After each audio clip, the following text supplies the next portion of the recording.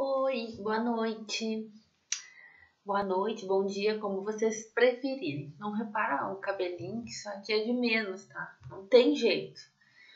Gurias, na realidade faço esses vídeos no YouTube só para dar aula pro curso técnico de enfermagem, né? O que eu queria dizer para vocês? Eu fiz amanhã, a gente tem uma live, né, às 7h30, às 7 horas. Porém, corre-se o risco de a internet ainda não estar 100%. Conforme a orientação da minha operadora, da Vivos, para mim só sexta-feira eu vou conseguir que eles troquem meu modem. Mas com a TI do universitário tá tudo certo. Vamos dar uma retomada, né, sobre o conteúdo que eu fiz nos slides gravados para nós fixar bem, ok? O que tem ali, pessoal? Eu montei uns slides sobre a economia, sobre o conforto, né? Sobre uma unidade de internação hospitalar, né? Sobre a economia, quero lhes dizer que a economia se subdivide em tempo, esforço e material. O tempo é como você administra o tempo de trabalho, né? Você tem 6 horas para trabalhar, de segunda a sexta, digamos assim, e tu precisa administrar esse tempo e fazer suas atividades. No início é super difícil, porque você não sabe o fluxo, como que é o fluxo de trabalho. Então, a administração de tempo requer uma organização de pensamentos, né?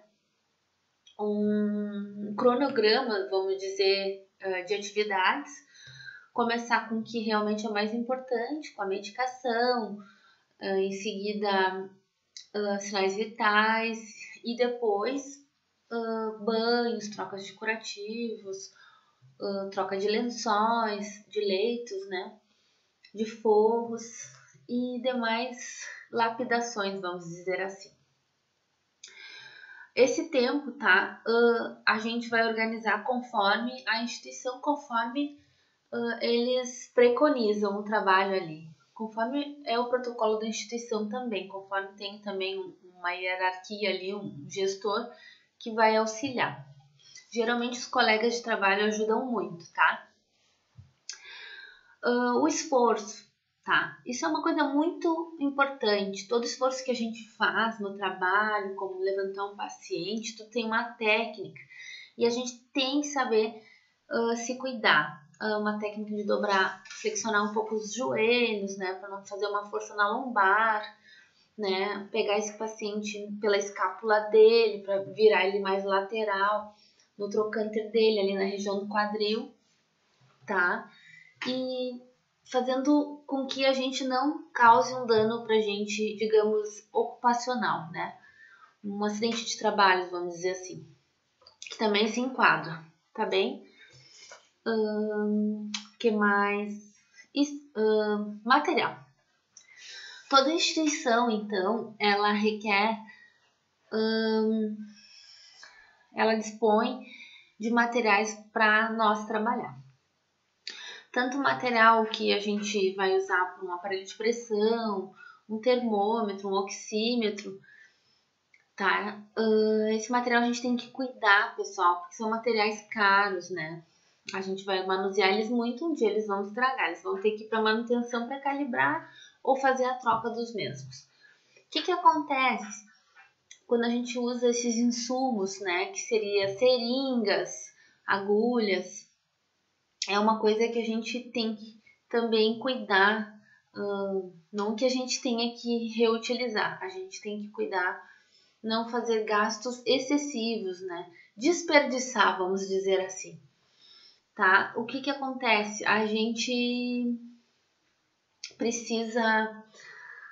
entende que a instituição funciona e confia na gente, e a gente também não pode desperdiçar todo o material que é fornecido para a gente. Tem instituições que ainda não rastreiam o material, né? Por exemplo, você vai com a tua prescrição na farmácia, ela te entrega a medicação, que a medicação é rastreada, não digamos rastreada, elas te entregam, tem um controle maior. E algumas instituições já entregam a quantidade de seringas e agulhas que tu vai utilizar para aquele procedimento, que também está incluso na cobrança dos pacotes, quando a gente faz a auditoria de contas, né? Quando eu faço uma auditoria de contas lá na cobrança para os planos e SUS, né? Tem um limite X, entende? E a gente precisa cobrar, a gente precisa receber e a gente precisa manter esse fluxo, né? Então a gente pede para cuidar com desperdício, né? E com o excesso, né, de gastos que isso acontece. Então, pessoal, quando a gente for para o quarto do paciente, tá? Também tem um exemplo quando o paciente é isolamento. A gente tem que cuidar que quando a gente entra no quarto de isolamento, a gente tem que ir com todo o material. Tu tem que entender que tu vai entrar no isolamento. Eu já vou levar o aparelho de pressão dele vai estar lá, o oxímetro vai estar lá e o termômetro vai estar lá. E eu não preciso... eu já faço a medicação, tá? Já faço tudo que tem que fazer. O mínimo de vezes que tu entrar é muito importante para vocês não se contaminarem, né? E vocês usarem todo o arsenal de paramentação, máscara, luva, que é estabelecido ali, né? Estabelecido não, que é disponível ali. E não fazer um retrabalho de ir lá no posto, paramentar, buscar uma agulha que faltou, que mais? Um esparadrapo. Vou dar um exemplo. Ontem de noite fiz uma coleta, né, de suave, né, de um paciente de isolamento. O que eu faço quando acontece isso? Eu já vou com uma bandeja de sagredo, já vou naquele quarto, já faço tudo, já faço a medicação, já verifico os sinais, já faço a coleta, já faço a notificação e a gente evita de entrar naquele quarto e já deixa ele meio ajeitadinho. Mais que 1 e 2 visitas. É óbvio que esse paciente é um paciente de risco, está com uma disfunção respiratória grave, a gente vai ter que entrar mais que algumas vezes. Está com febre, a gente tem que verificar e em seguida ali. Mas vamos evitar ficar entrando toda hora. Entrei eu, né? Geralmente é bom entrar só uma pessoa que fique no isolamento, não várias, tá? Só uma pessoa naquele turno entra no isolamento, não precisa entrar várias. E em seguida, mais tarde, entrei de novo, né? Mas tava tudo ok, já sabia, né? Ela não tava tão, assim, grave. Mas fiz tudo o que tinha que fazer, entende? Inclusive, levei um micropore, que tava faltando uma fita no braço dela. Entende que eu entrei uma vez, fiz 5 coisas, entende? E aí, isso é uma organização do trabalho, né? Outra coisa também, pessoal, sobre o conforto do paciente. Às vezes a gente faz tudo que tem que fazer, a gente fica com uma quantidade X de pacientes. Tem algumas instituições que eu tenho que ver para vocês exatamente quantos pacientes vocês podem ficar, que eu não me lembro. Eu me lembro que eu saiba, era ali na minha instituição, o meu diretor preconizou 6, mas eu acho que pela convenção, né, pode ficar mais sim, tá? Vocês podem ficar mais, se eu não me engano, até 12. Mas eu vou ter que ir atrás para confirmar, tá? No setor clínico pode ficar sim, com 12 pacientes. Não é fácil, não vou dizer para vocês que não é fácil, tá? Mas vocês têm que entender que tem que se organizar, entendeu? Não dá tempo para sentar, bater um papo, isso não vai dar, sabe? Fazer uma roda de conversa, trocar informações, não tem como. Fazer um round, que nem se diz, porque tem alguns locais, principalmente o TI que faz round. Round é pegar todas, tipo, numa UTI, pegar todas as profissões que atuam e fazer um round, fazer uma discussão sobre o paciente. Não tem como. Então, o conforto. Então, o paciente deve evitar posições incômodas, o paciente emagrecido, idoso, né, paciente acamado, meio que vegetativo, ele deve ser mudado de decúbito, tá? De uma em uma, de duas em duas. De uma em uma é o melhor possível, né? Principalmente o cuidador, se vocês não conseguem ter tempo de fazer isso, pede para o cuidador fazer essa situação, fazer a mudança de decúbito, né? Colocar coxins entre as articulações e se tiver alguma lesão hiperemiada, que é vermelhidão na pele, que está dando um sinal de lesão naquela pele ali, com o ponto que pode abrir, vocês podem pedir para ele hidratar com alguma coisa, com um Dersanezinho, um óleozinho, massagear, né? E cuidar para não abrir, porque depois é um probleminha sério, tá? E principalmente pacientes diabéticos, depois com uma ferida aberta, esses pacientes é um grande problema para nós, né? O alto índice de infecção que eles pegam dentro de uma instituição hospitalar. Gente, vocês não têm noção. Fechar uma ferida de diabético é assim, ó, é difícil de fechar. E quando fecha, não, fecha.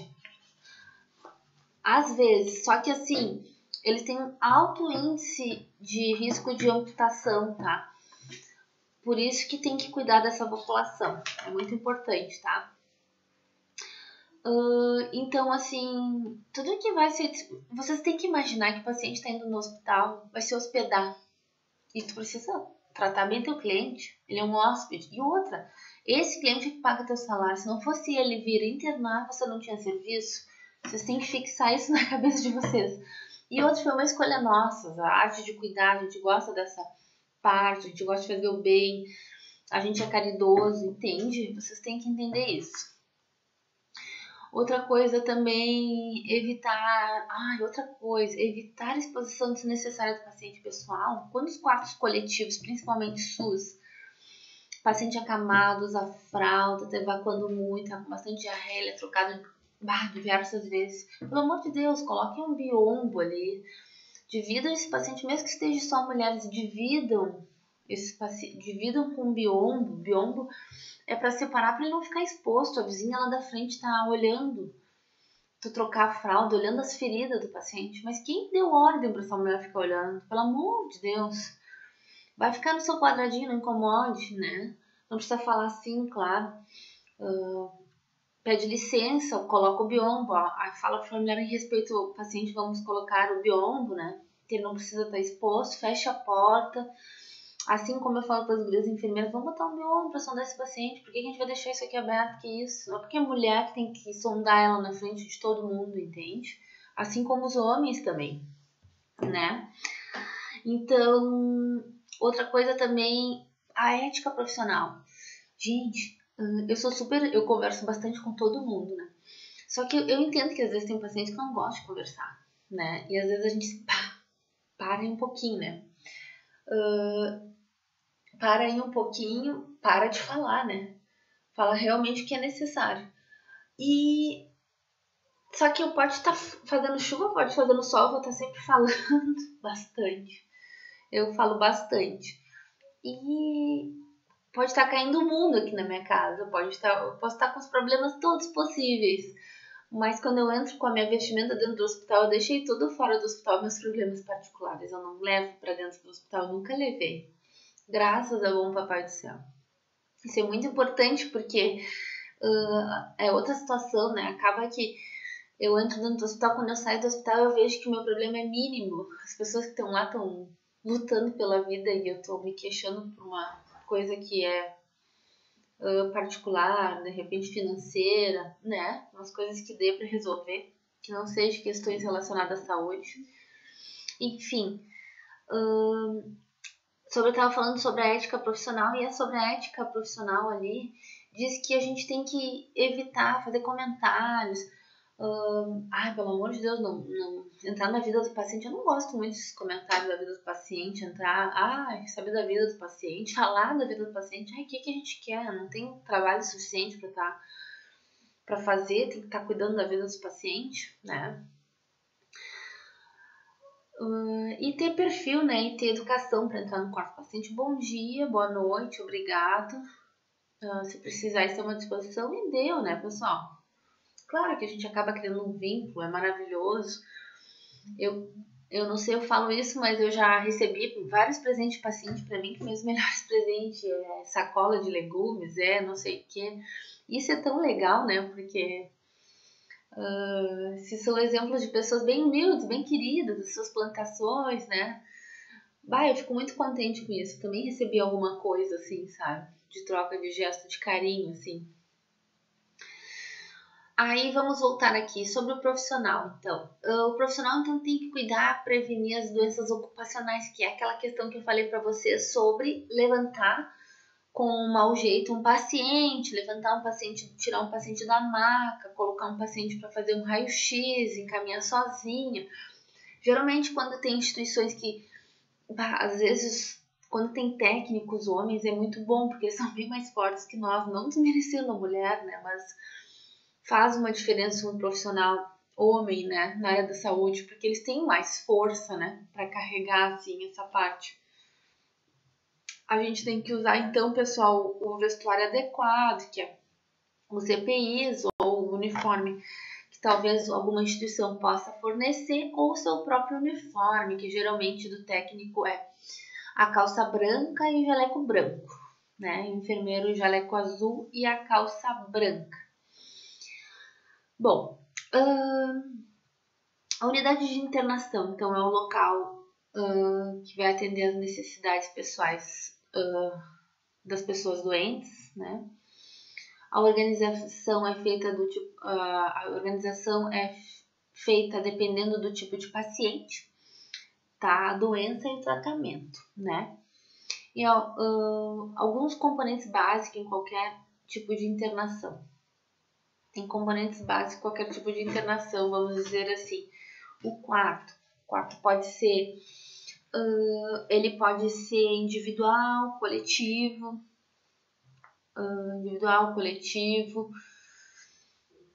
semi-privativo e privativo.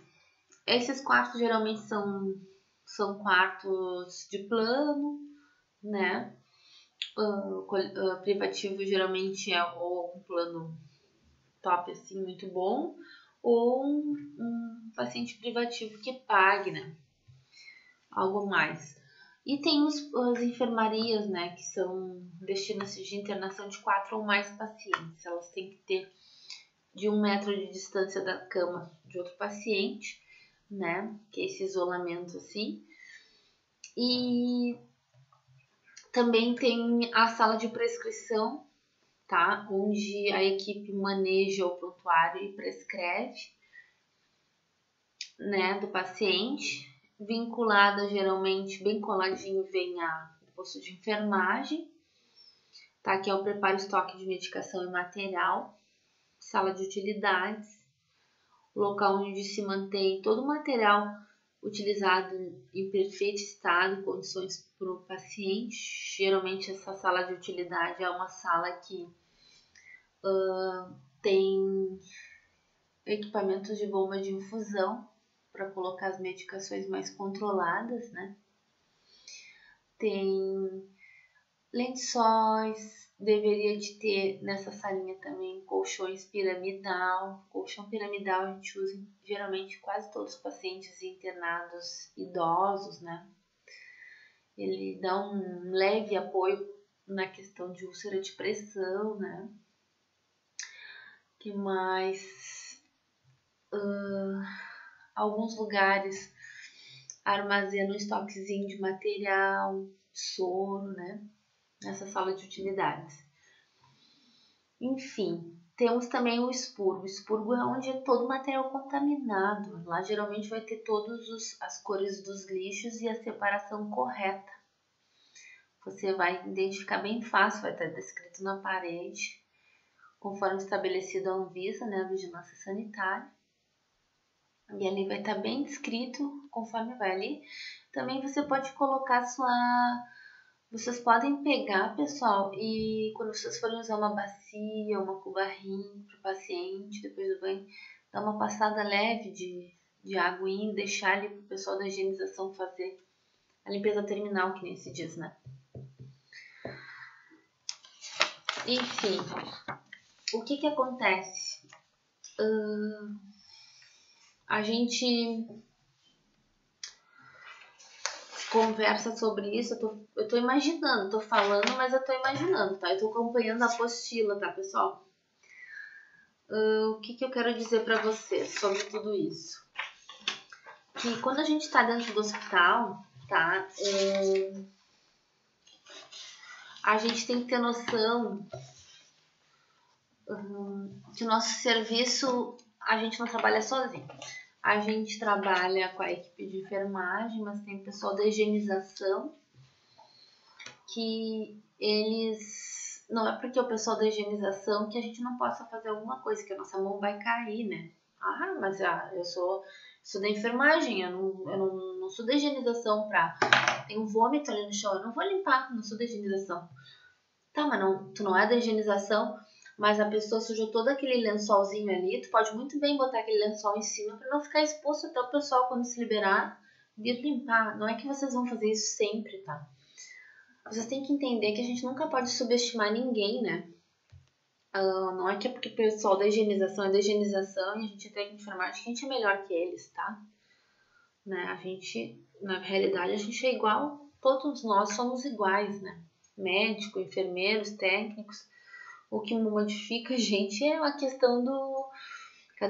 Cada um tem um pouquinho nível de conhecimento, né? Que fez as suas escolhas e puderam fazer. Nem todo mundo. Tem pessoas que querem estudar, não podem, né, pessoal?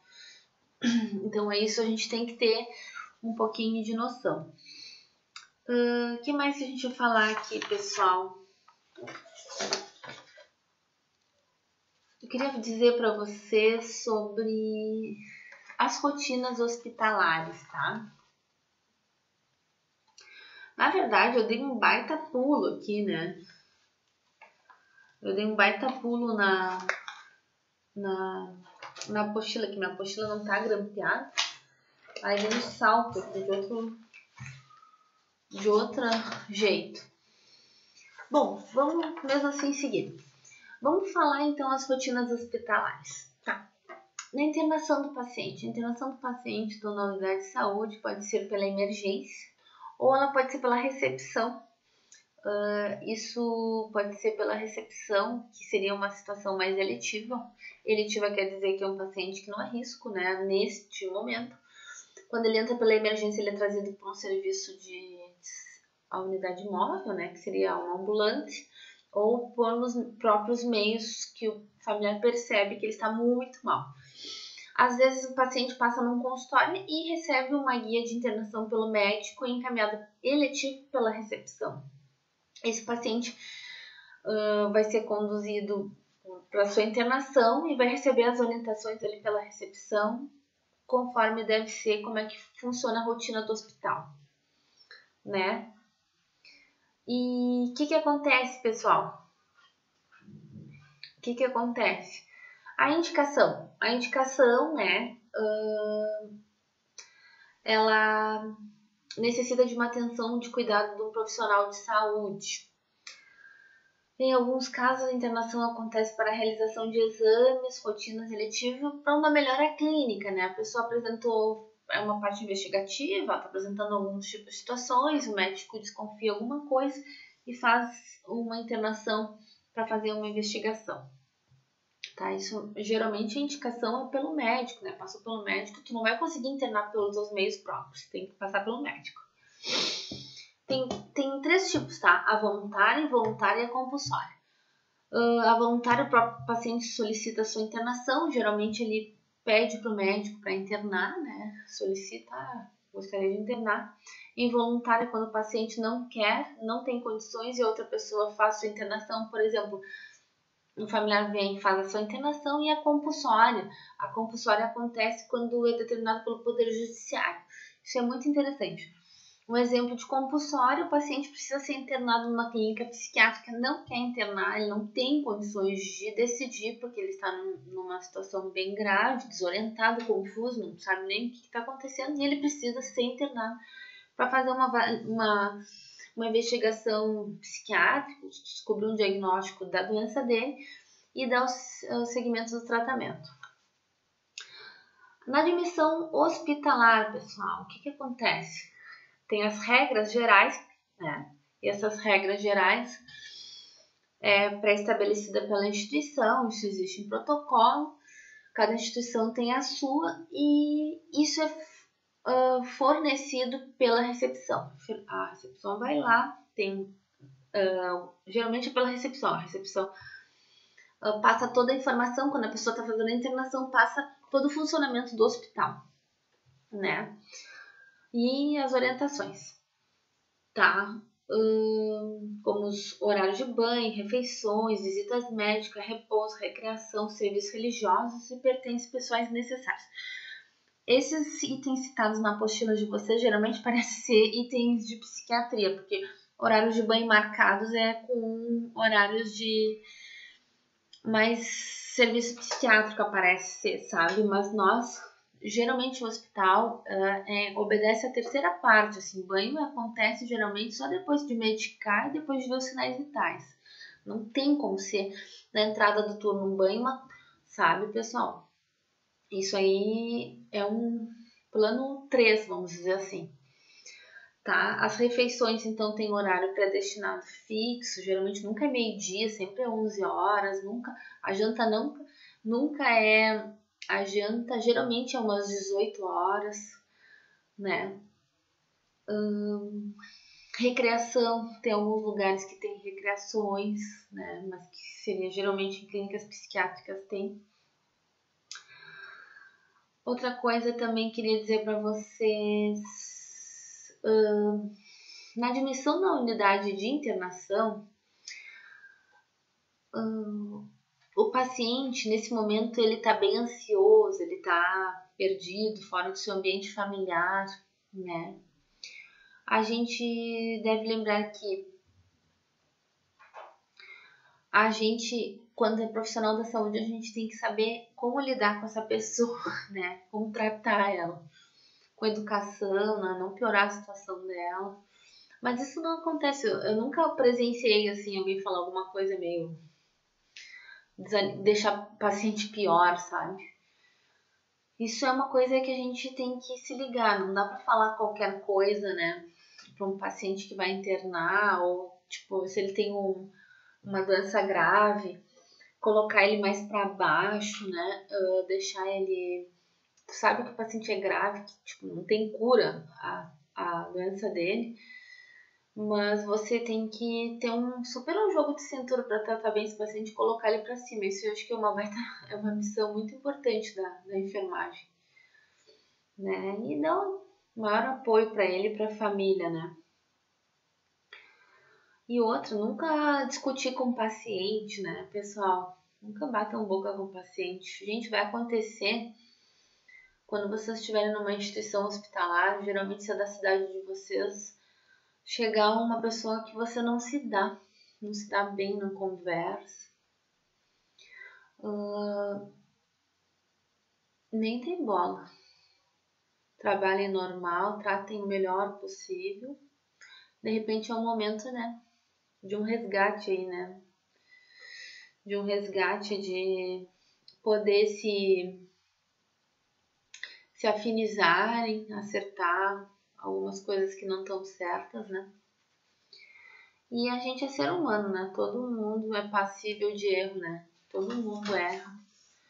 Aqui ninguém é juiz, né? Para ficar condenando qualquer pessoa. Então, quando você receber esse paciente na admissão na unidade de internação, o técnico de enfermagem deve registrar que recebeu o paciente, ele vem caminhando, tem que... Tudo que vocês verem do paciente, observarem nele, anotem, avisem o médico. Qualquer coisa pode ser uma situação que compromete a vida dele ou não, né? Quando forem evoluir também, pessoal, registrar os drenos, catéter, curativos, né? Se ele tem hematoma, tem coisas que a gente vai se ligar, a gente não pode comentar muito, observar o paciente, pode ser... O que acontece? Às vezes tem nas instituições, a gente pega... O que eu reparo? Eu reparo o idoso sozinho, pessoal. Pô, o idoso não pode andar sozinho, o idoso ele tem um amparo, né, do estatuto do idoso e o familiar é responsável por ele. Isso aí é passível de acionar um serviço social, né, assistência social, uma denúncia, né. O idoso cuidou dos filhos a vida toda ou não teve filhos, mas alguém tem que ser responsável por ele. A gente não consegue ter um funcionário para cuidar de uma pessoa, né. O idoso precisa de auxílio, vai que ele caia. Se ele cai, o idoso geralmente tem risco de cair, ter uma fratura, e a fratura para um idoso é risco de vida, né? Então, sempre é bom ter alguém responsável por ele. Agora em seguida eu vou dar sequência desse vídeo, tá?